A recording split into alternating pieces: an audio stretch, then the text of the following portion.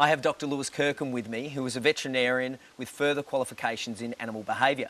He's recently written a book called Tell Your Dog You're Pregnant, an essential guide for dog owners who are expecting a baby. Welcome, Dr. Lewis, to Pets Practice. Thanks, Dr. Kevin, for having me on. This is an excellent book. You must be very proud of it. Yes, I am. Thank you. Yeah, it's been 5 years in the making, and hopefully it's out there helping a lot of families with dogs. I'm sure it right is. At the moment. More and more dogs are becoming a very important part of our families, and as we're having babies later in our lives, more dogs are having to experience or have to adjust to the arrival of a new baby.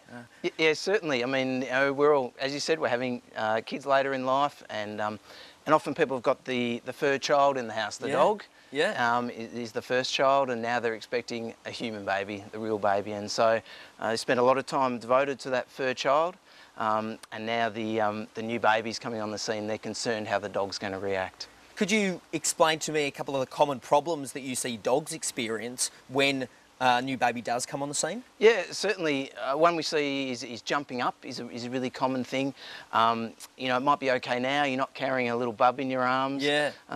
You come to the front door, the dog's happy to meet you, jumps up, that sort of thing. Obviously, when you're carrying a baby, that can be quite difficult, depending on the size of your dog. And that's one that we do see a lot of, and also anxiety as well. We see a little bit of some anxious problems in dogs developing when that baby first comes into the home. I see a lot of expectant mothers that come through the clinic at Vets on Parker, and I try to the best of my ability explain to them things that they should be doing. And often I do ask them, well, what are you doing at home to adjust the dog to the arrival of the new baby? And well, more often than not, people say they're not doing anything. Yes. What do you say about that? Yeah, that's very, very true. A lot of people say I'm doing nothing, but you also get people that say, you know, I'm giving more attention. Okay. You know, I'm really lavishing the attention. We're doing extra walks, having extra cuddles, so that when the baby comes, it's going to carry over as an attention bank. Yeah, you know, the dog's going to think, oh, I had all those walks a couple of weeks ago. Yeah. This is perfect. This is perfect. But the exact opposite really occurs, you know. Goes from a lot of attention to just, when the baby arrives, often, despite what people want to think will happen, it just drops off to nothing. And that can cause some anxiety and some other issues as well that we talk about in the book. And the idea, really, of the book is you don't want those rapid changes to happen, and you don't want the rapid changes to be associated with the arrival of the new baby. Exactly, that's exactly right. So it's about preparing early as possible, and making the changes as gradually as possible. So it's just not when the baby first comes home and bang, suddenly the whole house seems different to the dog. You've got a CD at the back of the book there. Could you tell me the reason for that? Yeah, I've got a CD. It's a CD of baby and toy noises. Okay. So not just the screaming baby, which everyone thinks that's the only noise a baby makes. You know, there's laughing, there's crying, playing in the bath. Yes. Other bodily functions that the babies might do are in there as well. And so it's about the dog getting used to those. You know, we don't want the first time they hear a noise that perhaps they think's a bit frightening or a bit scary or even makes them bark. Yes. It's not when that baby's in the house. Yeah, so the idea is to play it on a regular basis before the baby arrives. That's all right, yeah, play it at a low level initially, and the book talks about how to gradually get them used to the sounds. And the dog should be obviously really relaxed while the CD's playing? Yeah, doing something fun, we say, you know. Again, maybe they're playing a game, or maybe you want them sitting on a mat, you know, chewing a toy or something like that. So it's working through what they want the dog to be doing in that situation. We touched on earlier the myths of an attention bank. Could you explain any other myths that you've experienced? Yeah, look, jealousy, obviously. Everyone talks about, I'm worried the dog's going to be jealous of the new baby. I'm worried they're going to be put out or have their nose put out of joint. Okay. And we don't think that's really a dog emotion. You know, it's more sort of a human emotion.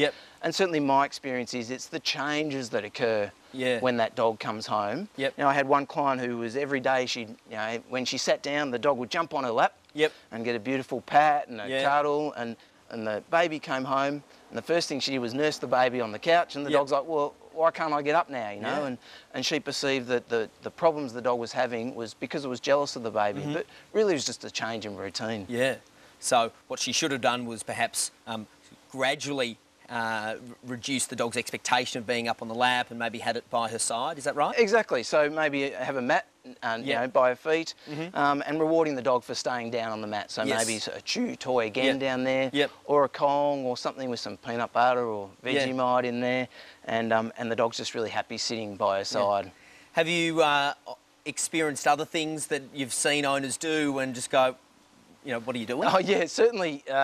With the CD, I went and saw Molly and John. Yes. Molly the dog. Yep. John and Penny were the parents. Yep. And they were expecting a baby in a few months' time, and they thought they had some issues. So we went over and we put the CD into the stereo system, and as soon as it started playing, John suddenly sort of jumped out of his seat. Yeah. Molly, where's the baby? You know, get the baby. What's the noise? What's the noise? And I sort of just had to say, oh look, let's just stop the CD and have a little chat, John. That's probably not how we want Molly to respond. Yes. We want a calm environment, you know. Might be okay if there's a rabbit that runs past or a possum up the tree possibly, but not when you've got the baby in the house. I had a client recently who had a beautiful baby daughter, and their dog, upon arrival of the new baby, they were convinced the dog was depressed. Yes. Is that something that we see? Yes, I do. I do see depression. We do see depression in dogs. Yep. And we think it's a form of anxiety, you know. Okay. And you know, there are lots of things we do about trying to bring the dog out of their depression. Yeah. And bring them back into the family environment. Okay. And again, it's related to the changes that's going on. And we have ways of managing that we help out with. Yeah, excellent. Well, it's a fantastic book, Dr. Lewis. It's certainly, I encourage all new, all expectant mothers to get out there and have a read of it. There are a lot of books out there to prepare parents for the arrival of the new baby, but this certainly seems to be the first one that I'm aware of that's actually preparing the dog. Yes. Yeah, certainly. You know, it's got great distribution, and I actually sent a copy over to Kate and Will. Oh, the royal couple. The royal couple, that's right. I thought they need some help, might need some help with Lupo. Yes. Their dog. Yep. And I got a lovely letter back saying, you know, thank you for sending the book, and hopefully it's playing through the palace, the CD's playing through the palace halls as we speak. I'm sure it is. Well, thanks for coming along, Dr. Lewis. I really appreciate it. Yep, great to meet you, Dr. Kevin. Cheers.